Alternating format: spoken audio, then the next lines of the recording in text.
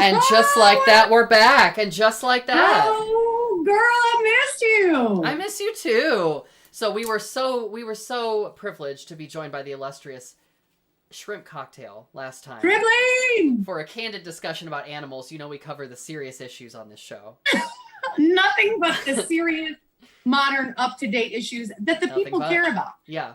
Contemporary, Timeless timely. and contemporary, you know? Yeah.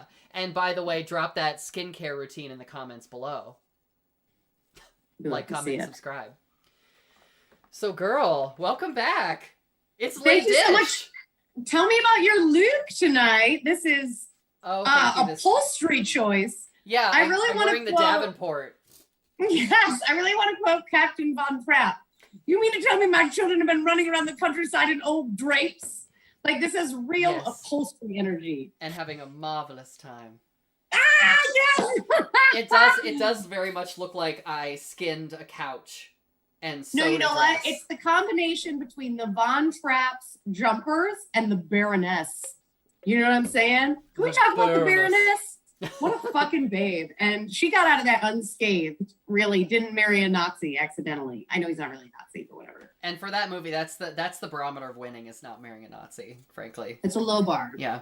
So I wanted to bring you a nice tie-up sleeve or tie-up strap, sort Love of that. diaphanous 1930s gown. I like to imagine that this is what for you Miss Fisher's Murder Mysteries stories fans out there, I like to imagine this is what Phryne would wear to like a Midsummer Night Dream garden party in the 30s.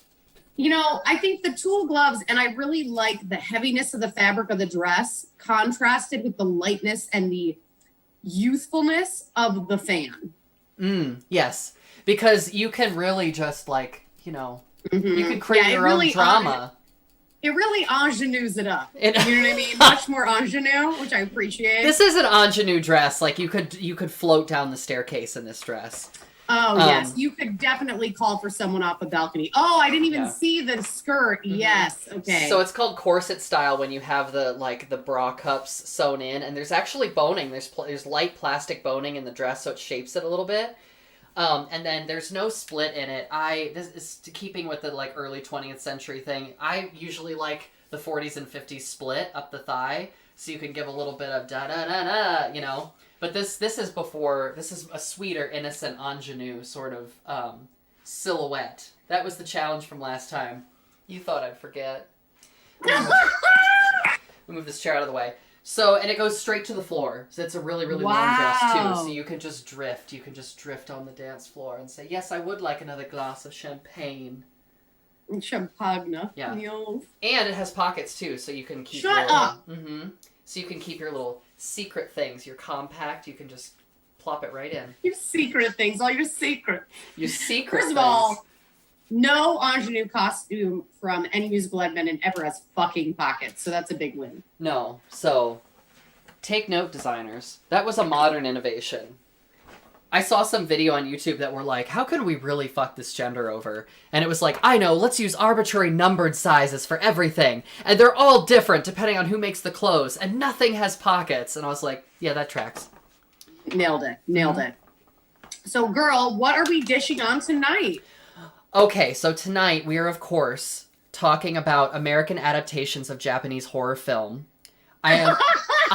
Yes, I am, of course, referring to the 2017 Paramount feature film Rings, which is a sequel to the 2002 DreamWorks film The Ring.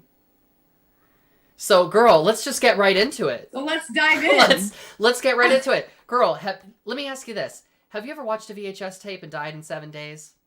Girl, I thought you'd never ask. Yeah. I'll tell you what, neither have I. And you know what? That was Samara's first mistake. Let's talk about that spooky ass girl crawled herself into a video cassette tape and was like, this'll last me forever.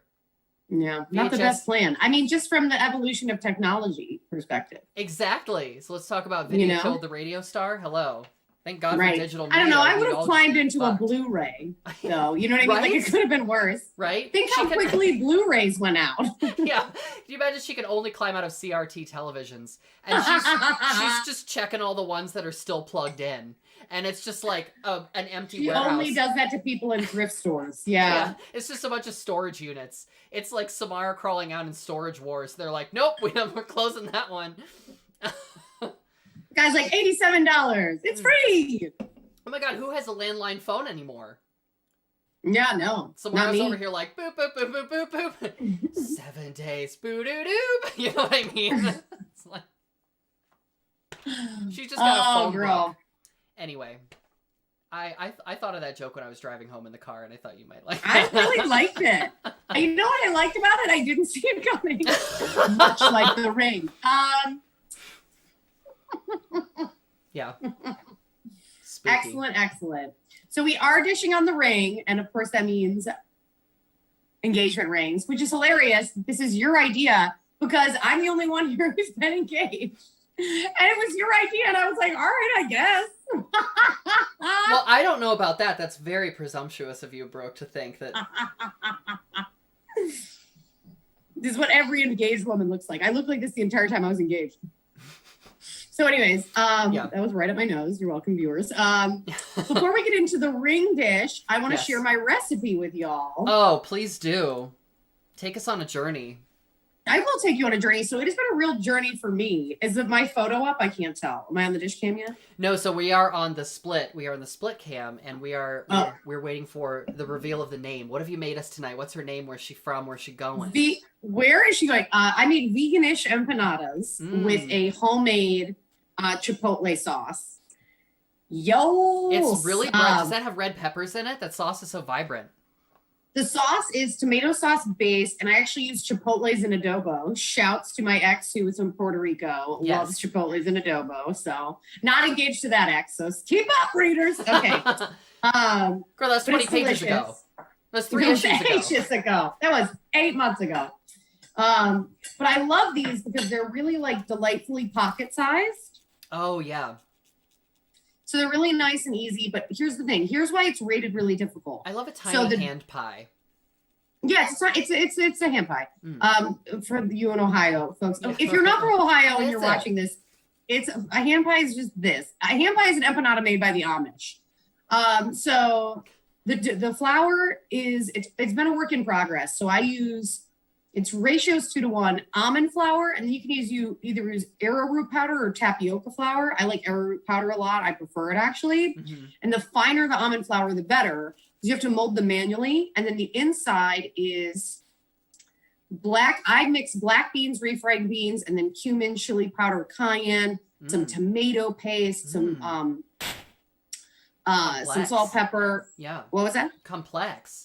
So I can see why this was rated a 4 on the difficulty scale because it. Oh yeah. Oh wait, hold on. Dish cam time. Dish cam time. Look at that beautiful cluster. Look at that beautiful treasure trove. That cornucopia. I want to sink my teeth into that. The sauce is also homemade. The sauce. Ooh, come on, Linda Belcher. So here's the thing about the sauce. It is really, really delicious, but it's chipotles and adobo. You got to watch it. The first time I made it, I had a recipe for paleo empanadas that's like meat and bacon in this, and I don't eat that stuff. Right. But it had the recipe, and it said use 1 chipotle and adobo, and I used 1 can. Oh my goodness. It was inedible. It was an edible sauce, and it needs a sauce because the almond flour is so dry, but it's so delicious and it's so unctuous. Because it's so saucy. Unctuous is a great word. Use it at parties. You'll get laid. Ooh. How is it? The smokiness of the cumin and the chili pepper with the refried bean is so nice.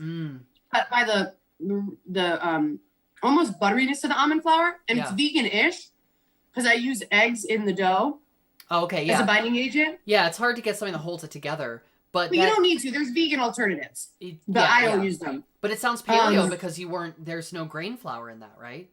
No grain flour, no dairy, nothing like that. Love that. Grains now, as an internet mom, meaning I've passed 30, I've passed go. collected my $200. Hey, she's rich. No, I'm kidding. So anyway, $200, rich.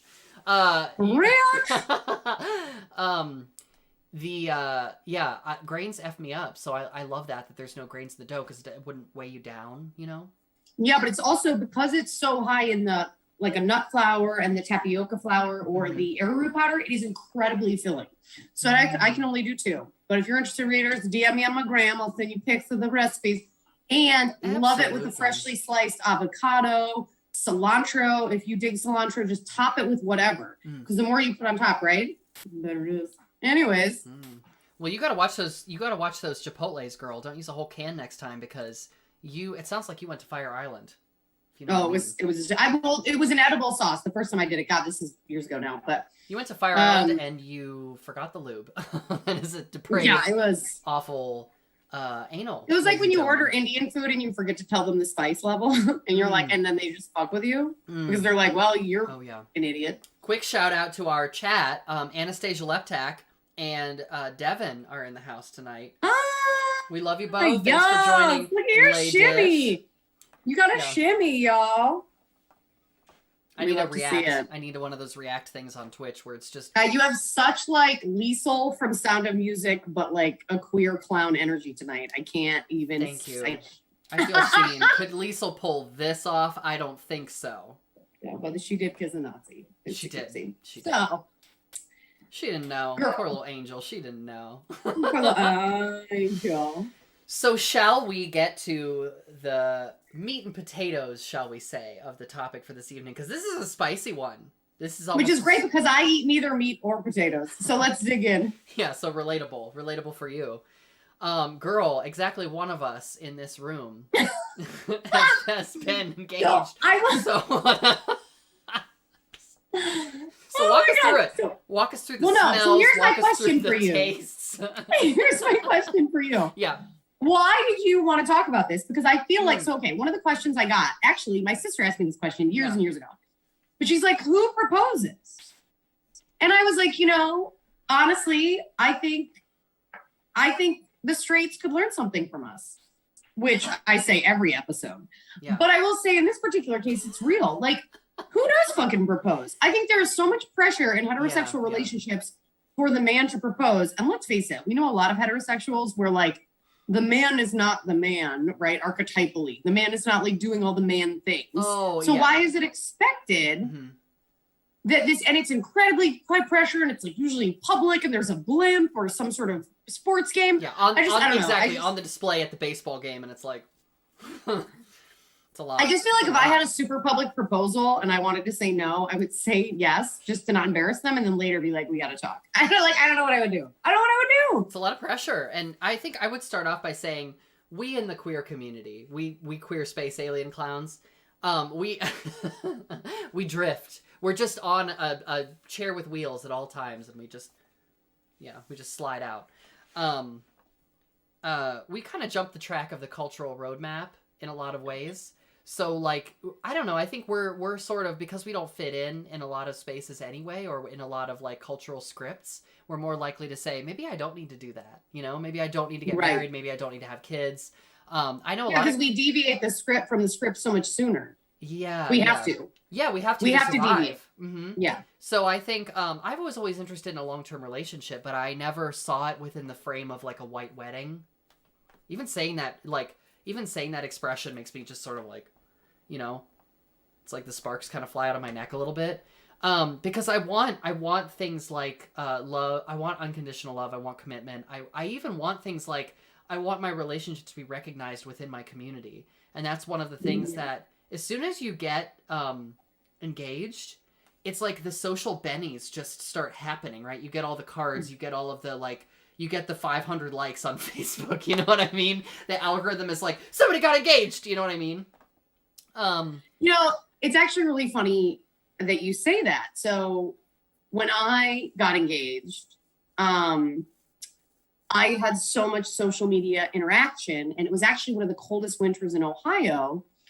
So I started a campaign and I was like, hey, if everyone who liked this gave me $1, I could raise like $1,000 to buy socks for the homeless, which is one of the biggest things the homeless shelters need because you have shitty shoes. So your socks get wet and then you get very ill.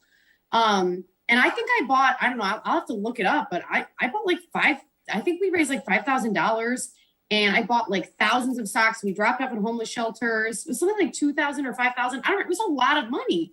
And it was like, oh, wow, like I don't have social media pull where I get thousands of likes every week, but what, like, But it's kind of like, what can you do? Use that opportunity, yeah. Well, I mean, you at home, get those notebooks out, take notes, because listen, Brooke Cardis is over here as civically engaged, Good Samaritan. Oh no, girl! I also did an American Beauty. No, I did an American Beauty style photo shoot with the socks. Remember? Oh yeah. Yeah. So, no, it was pure vanity. Hey, it was pure vanity. Oh no, we'll stoop to clickbait. Hello, like, you know what? Oh my god! I put duct tape on my nipples because I needed to cover them up for the shoot. Mm-hmm. And then I used teal duct tape because that's all I had. And I didn't put anything on under the duct tape, like no oil or anything. So I ripped my nipple skin off for charity. Yeah. But you've done that for less than charity. Yeah, for less than charity. For negative money. No. But that's burlesque. You make tens of dollars doing burlesque, and nobody will tell you otherwise. Same as comedy. You spend $20s of dollars on rhinestones. You spend hundreds of dollars. You net negative money by going to the Taco Bell drive-thru at 2 a.m. Yeah, but then you're like, but I got 2 free drinks. Oh yeah, they pay you in a bar tab. Oh yeah, we're not gonna name any names, but you all know who you are. So anyway, but no, Brooke. I mean, hey. You're out here in these streets doing the Lord's work. Feed the world one titty shot at a time. That's what we're trying to say. I mean, that's what you got to do. That is actually on my business card. That's so weird. But yeah, no. So let me tell you why I wanted to bring this topic up, which is please do. You know the story. You know the kind. So we were in a Von Mar, and before you all lose your minds at home, like, oh my God, she shops at Von Mar. And there was, okay, first of all, look at her outfit. She shops at Von Mar. Yeah, I love things that look like upholstery, but here's the thing. I love to see what 80-year-olds are wearing, and then I go get something on Amazon that looks like what the 80-year-olds are wearing. Plus, who doesn't love live piano music in a department store? If you don't know what Von Mar is, because you do not live in Columbus, Ohio, yeah. Von Mar is this like absurd place for like, it's like Talbot's it's the Lost with Valley trust for department fund. Stores. With a trust fund. Talbot's with a trust fund. Oh yeah. Yeah. The hey Lydia, I miss Lydia. Hi. Lydia's in the house, and Lydia says that's a whole ass vibe. You know what? It is. I love when everything is really spaced out. All the dresses are like $200, and I love going in a huge hat and sunglasses and touching the fabric and being like, it feels a little inexpensive. You know what I mean? Like, it's just the window shopping is just so amazing. And then people come up and are like, can I help you with anything? And I'm like, no, thank you. You know what I mean? It's just like, that's fun. Like, no, I don't need your help. No. And also I'm like, oh my God. You know what I mean? And like inside, I'm just like, this is so much money. So that was the vibe. Anyway, so I was coming out of Von Mar after my free piano concerto. And then I'm like, oh, where did my partner go? And I'm walking around on the second floor of Polaris. The mall. Walking around the second floor of Polaris, and I'm like, oh, where did Monty go? And I look over, and I don't remember which jeweler it was. I think it was like Jared or something. I look over, and he's like browsing the cases at Jared. And I'm like, first of all, if y'all don't know, me and my partner are both like, when the word marriage comes up, we're like, oh, like we break out in hives. You know what I mean? Because we're such contrarians. That we're just like, oh, the institution of marriage, it's got this long, complicated history. We don't need it. You know, our relationship is fine the way it is. And if we introduce this institution that has, it's so laden with cultural expectations, it might change us. It might change who we are and how we think about each other. So that's where we started out. And then I look over and he's looking at rings. And so I just kind of like creep up to him because I think it's the body statures. I'm like, he's gone. This is a pod creature. And I'm expecting him to go, you know what I mean? So I creep up to him. I'm like, hey, what you doing? And he's like, oh, you know, I just thought maybe it would be nice for our 10-year anniversary if we gave each other commitment rings. And I'm just, yeah. I just fly out of the room. You know what I mean? So I was like, oh, okay, cool. And so I'm holding it together. You know how like you get tunnel vision and the rest of the room, just like the audio kind of phases out, like in the movies. I just get through that interaction. We drive home and I just call you immediately. And I'm just like, girl, I have no idea what's going on. Girl, what does this mean? What does this this call mean? is coming from inside the house. I was like, does this mean something's wrong? Does this mean he's just feeling romantic? Does it mean he's thinking about like how much time he has left? Like Here I am like, girl, we don't have time on this dish for how many engagements I've dodged. And let me tell you why. It's not because I'm amazing. It's because I'm great on paper and people think they're getting something great. They're not. Anyways, but I will say, I laughed so hard and also like was with you on that. You know, I was like, oh my God, this is so weird. But then I was like, I zoomed out and I was like, oh no, this this is just, it's for you two. And I think like, that's the thing. Yeah. Like you already have the community buy-in, right? Like everyone, you know what I mean? There's no like community. And that's the thing. Queer folks have to make their own legitimacy. So in that sense, it's like, who is it for? And I think if you're asking who it's for and it's for you two, then I think that's like, that totally makes sense. And if you want to do it for everybody else, that's also fine. But know what you're doing it for. Do you know what I mean? I think I also dodged an engagement in that jewelry store. Remember when I was dating my ex and we went to Chick-fil-A and then like they like took me in there and I told you the jeweler like called me Brookie the whole time and we had never met. I do remember. And then we had like a whole big fight on the way home because I was like, I don't know all these things about you and I want to know these things about the person I marry. And they're like, no, you'll find that out after we're engaged. Like financial information. Oh my God. Not even to say like, oh my God, I didn't know that you don't like rose gold. And then everything just falls apart from there. You know what I mean? Like even just the smallest detail. Credit score. What do we do? Yeah. Do this. That's the other thing about weddings is it's such a conspicuous expense. It's a performative and conspicuous expense to be like, look at us, we're doing great. And I'm like, I'd rather do that at a high school reunion. I don't need to do I'm that. going to go ahead and pause though. And I do charge for my officiant services. So love is a joy. And if you want to celebrate it with me, Brooke, no, I'm just kidding. And if you would like to get married, you can look me up at www.brookecurtis.com/let's get hitched. Let's get hitched, bitch. No, I am. So I'm officiating a wedding for my really, really good friends. They just picked the date and I'm so excited. And it's back in Ohio next September. Which Can I come or are you visiting? I'm staying with you, girl. I'll just be crouching behind a shrub. Like, did you want to bring a +1? No, Eileen will be in the bushes. Oh no, I'm fine. Thank you. I'm fine. Thank you. And love is beautiful when you pay me to officiate it. But I think it just has to come from a place where like you have to figure it out because I think you can get really swept up, you know what I mean? And I think that's kind of the challenge. And as an officiant, I've had a really amazing view of marriage and weddings, you know, and you really get to see, I think, the best and the worst, right? Of weddings. Oh my God, I've seen the best and worst of people, if I may be so bold.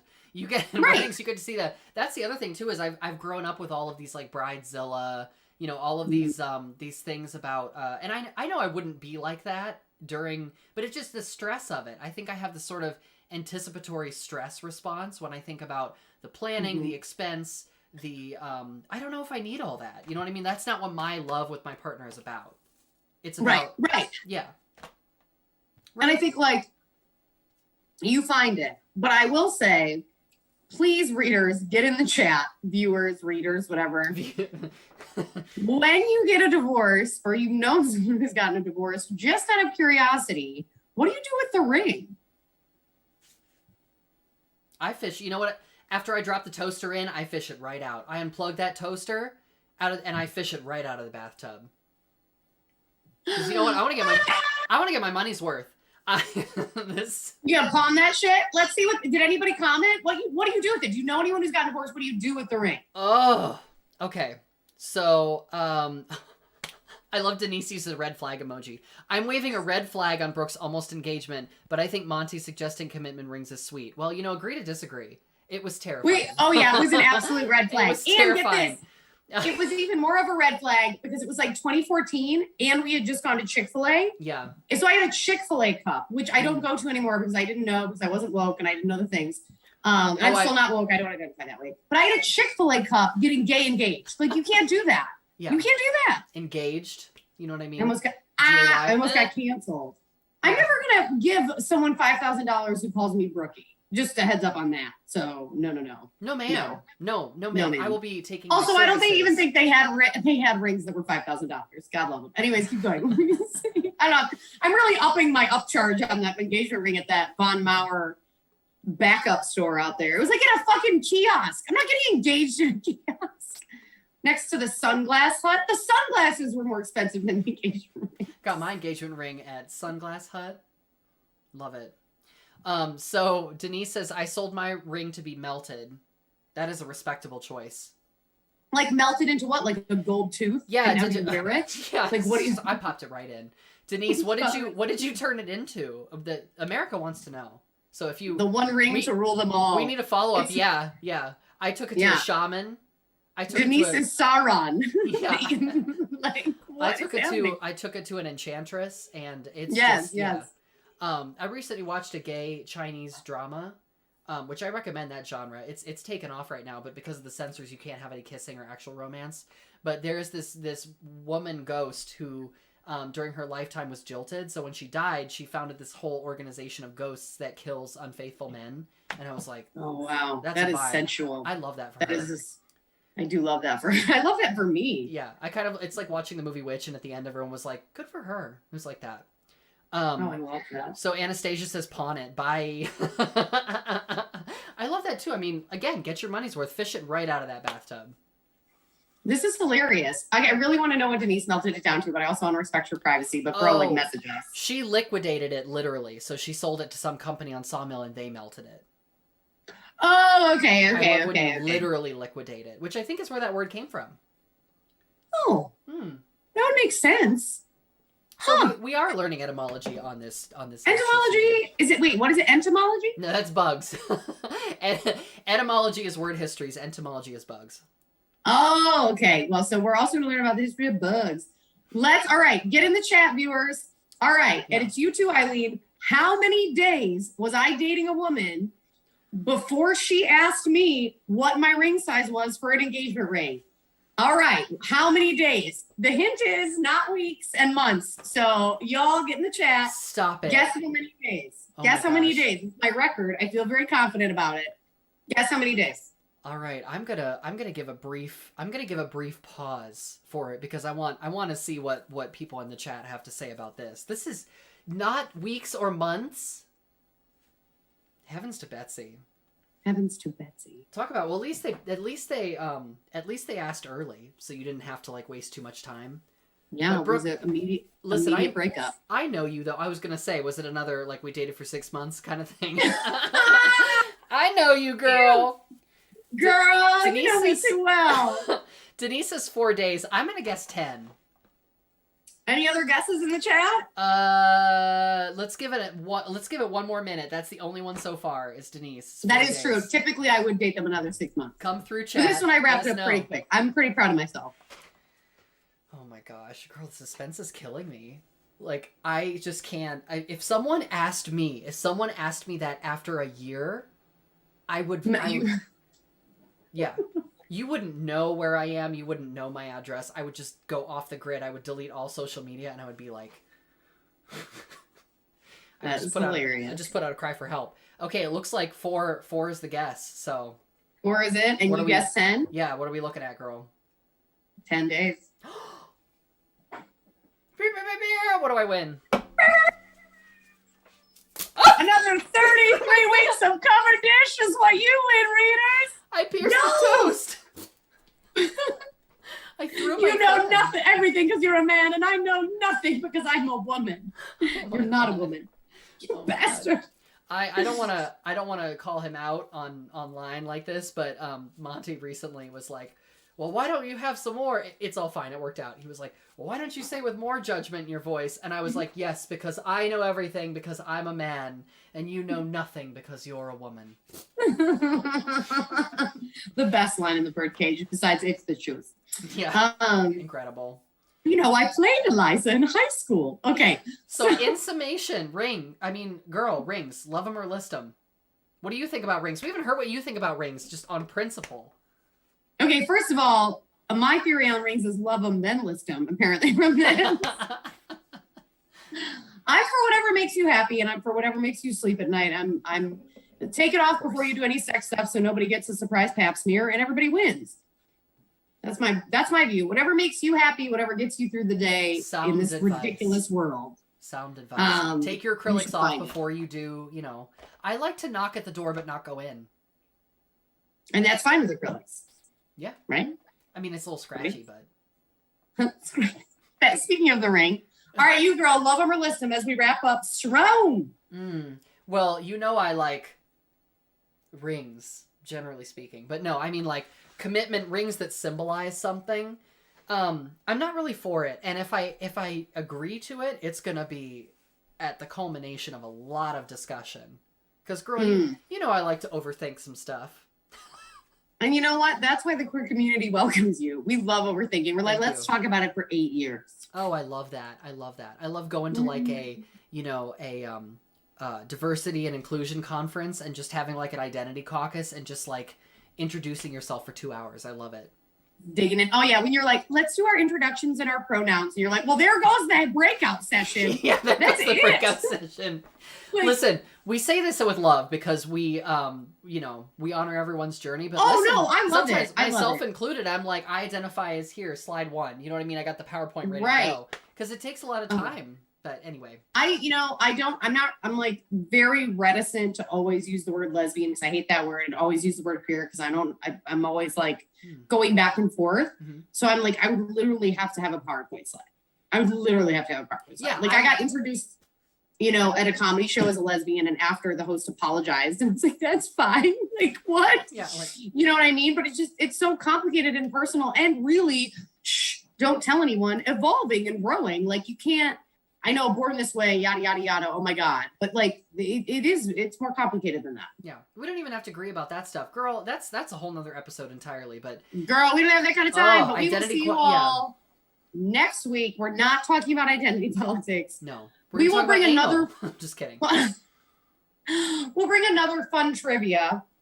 Yeah. Fact. All right. I need to give you a theme, a challenge for next week. My body is ready. This week's challenge was silhouette. The word I'm giving you next week is slick. Slick.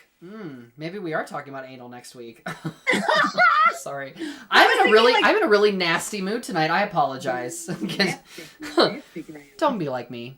I'd love to see it. Okay, challenge accepted, girl. I was gonna say patent leather, but that felt too like juvenile. Oh, Olivia Newton-John. Yes. Sewn into those pants at the end of Grease. Yeah. Worth every penny. Y'all were delightful. Thank you for your engagement. Literally, engagement. See what we did there? And we'll see you on September 7th, Tuesday nights at 7 p.m. Eastern Standard Time. Remember to subscribe on YouTube, like us on Facebook, and follow us on Instagram. And we'll see you next time for the next covered dish. Look at this moment. Look at this Cleveland I'm having right now. Yo, we love to see it. Oh, I'm just an innocent ingenue, Brooke. I don't know what to do with myself. You are 16, going on 17, and it is covered dish. Bye. See you next time. I'll play ball.